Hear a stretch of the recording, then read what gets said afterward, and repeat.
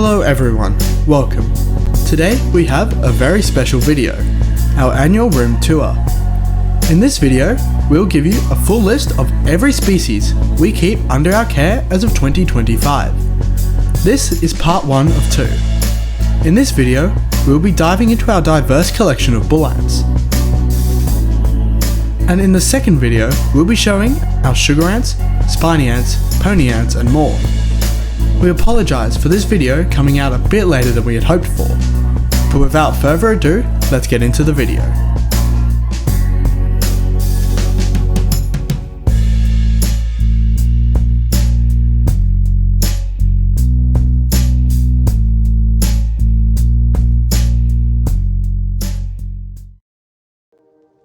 To start off the video today, we have our oldest and largest Myrmecia colony.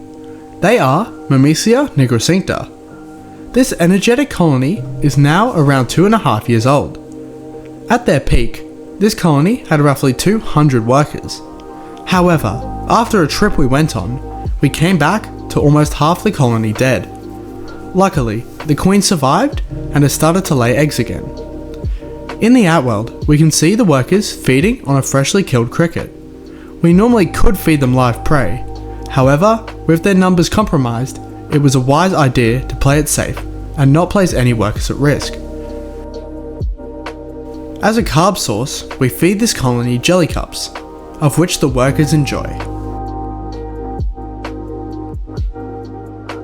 This stunning species is Myrmecia michealseni. This founding colony is going fine, having one worker and a pilot brood.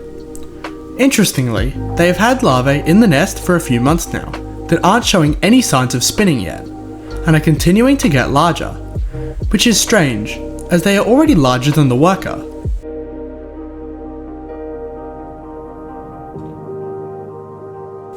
This species is unique due to their bright metallic gold hairs they sport on their gaster, which is quite distinctive from all other bull ants.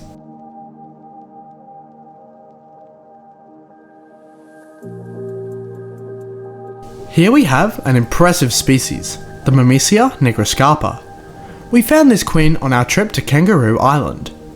From then, she has done really well, raising a cocoon that should hatch within the next few weeks. This queen is distinctly lighter than the other nigriscapa queen we cared for, being a light orange-red on the thorax compared to our previous queen that was far darker, almost maroon in colour.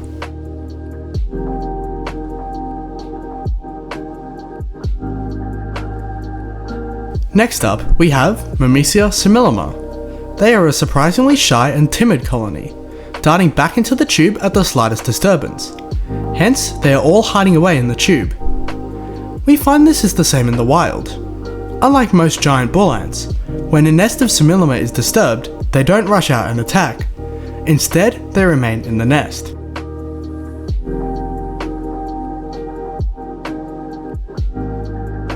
Here we have some of the smallest bull ants in our collection, Myrmecia urens. This species is special as they are a polygynous species, meaning they can tolerate more than one queen in a colony. I've wanted to try and raise a species like this for a while, and they are doing quite well, currently having an egg and a newly hatched larvae. Hopefully they will lay some more eggs again in the coming weeks. For now, we will start feeding them cricket feed.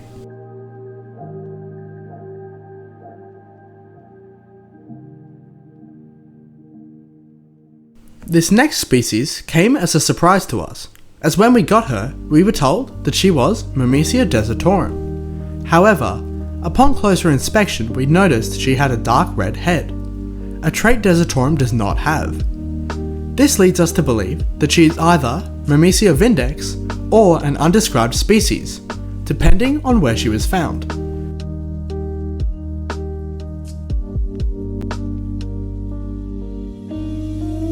This queen is doing quite well, already having a cocoon that should hatch within a few weeks.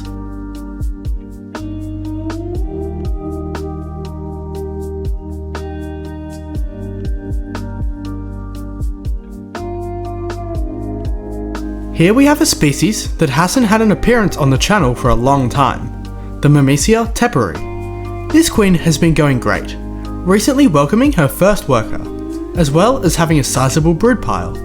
The worker in question is very large for this species, being almost double the size of the workers from our previous colony. Although, this small colony is very skittish, running out of the tube with their brood in their mandibles upon being disturbed. This species is very pretty, with bright metallic orange hairs dawning on the tip of their abdomen, giving them a highly distinct look.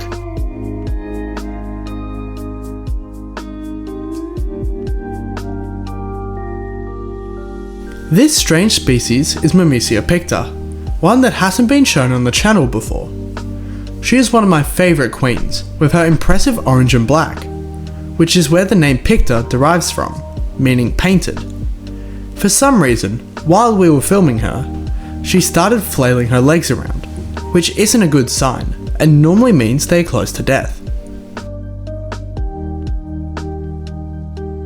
I'm really hoping this is not the case with her, as inside her tube, we can see she's doing quite well, currently caring for 2 small larvae and an egg, of which she constantly caters to and defends.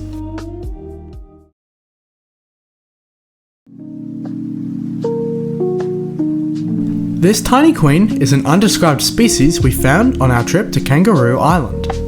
This species is in the urens species group, characterized by its small size and short mandibles. This queen is doing very well, caring for a cocoon that should be hatching sometime soon.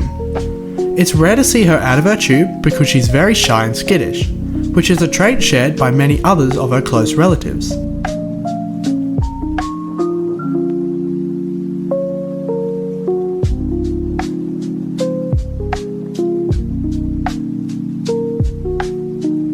Here we have the Myrmecia rufinodis. This species is instantly recognizable due to its red petiole and yellow mandibles. Our colony has been doing well, having a worker as well as some brood. Unfortunately, they are a very inactive colony, and we don't normally see them out of their tube. Hopefully, as they get more workers, they start foraging more frequently. These golden beauties are Myrmecia fulvipes, one of the smaller but prettier species on this list. After a long time of no progression, this colony in recent months has been going really well, more than doubling in size. As well as this, they have overall become a lot more active, and are much more fun to keep than they previously were. At the moment, the queen has been pumping out eggs, with a new batch every month.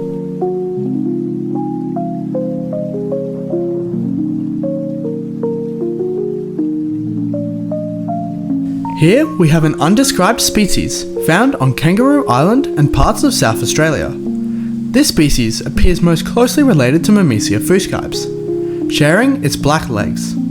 However, only its hind legs appear black, and the rest of its body is far darker than a fuscipes, closer to nigriscapa in colour. This queen unfortunately doesn't have any brood. However, she has laid eggs in the past, and we have faith that she will lay some more soon.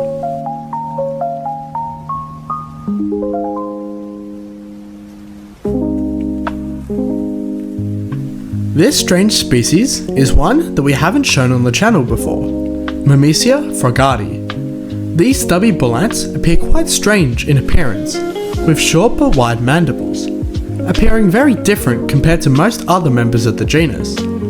This is because they are adapted for a cryptic lifestyle, hunting subterranean prey. This colony has not been doing the best, with only 3 workers left from 5. Thankfully, they have a small pile of brood.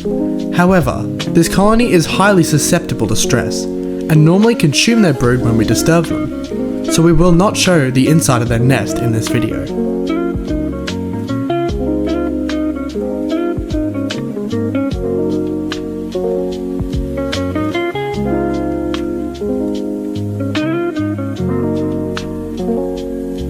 This large queen is one of my favourite species, the Myrmecia chasei. She is one of the biggest Myrmecia queens in our collection, despite being in the pilosula species group, which aren't known for being very large. Sadly, however, this queen still has no brood, leading us to believe that she is likely infertile.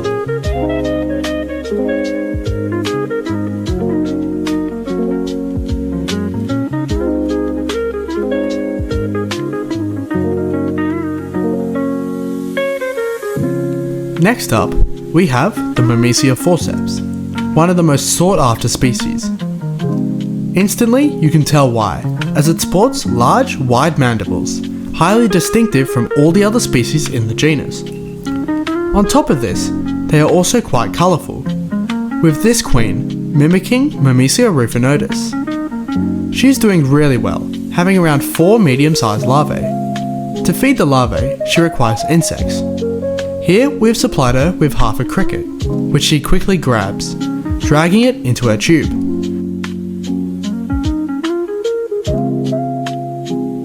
Where she delivers a potent sting to ensure it's paralysed. Then she eats a bit, before feeding it to her hungry larvae. Here we have a new member to our collection, the Myrmecia fulviculis. She is very similar to the fulvipes from earlier, sharing the same golden abdomen hairs and red legs. However, she differs from fulvipes due to her overall larger size and orange tip on her abdomen. When we first got her, she was near death. However, she's been able to bounce back and now has a small batch of eggs.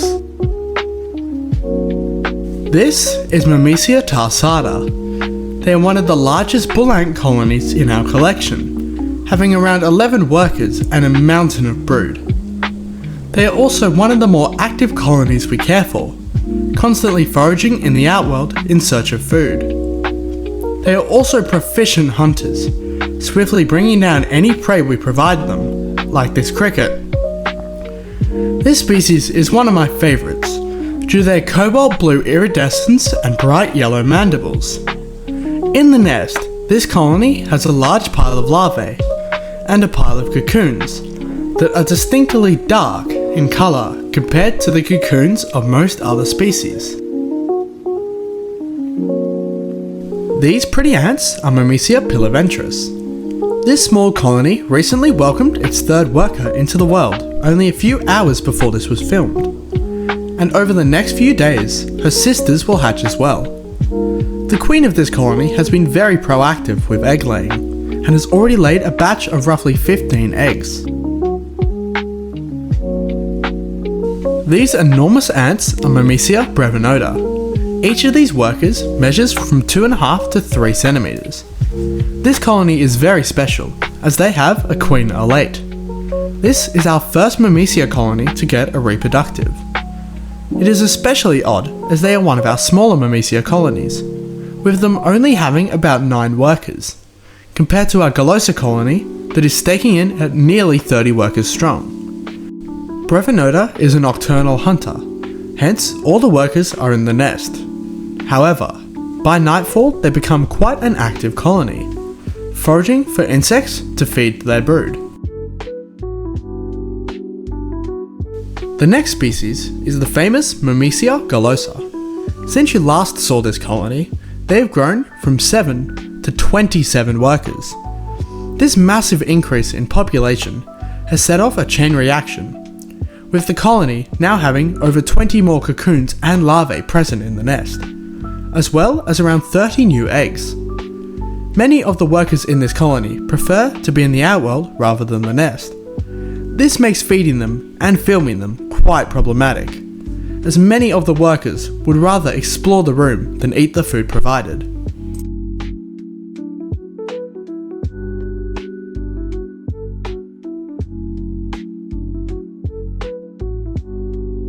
Up next is the Myrmecia pyriformis.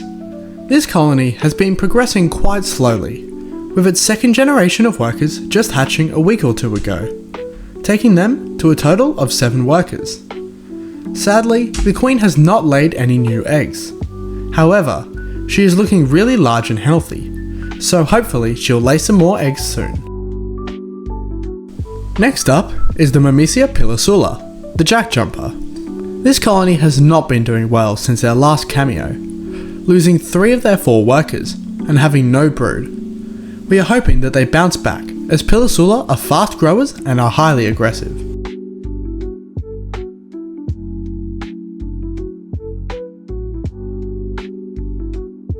Here we have a colony of undescribed bull ants, the Myrmecia sp17. Despite a die-off caused by mites, this colony has been doing exceptionally well, recently welcoming a large number of workers, as seen by the pile of cocoon casings left behind. Inside the nest, we see a huge pile of larvae that is constantly tended to and fed endlessly. The queen has recently laid another small batch of eggs that should hatch soon. This is the queen. She is instantly recognizable from her daughters due to her large thorax and overall larger size.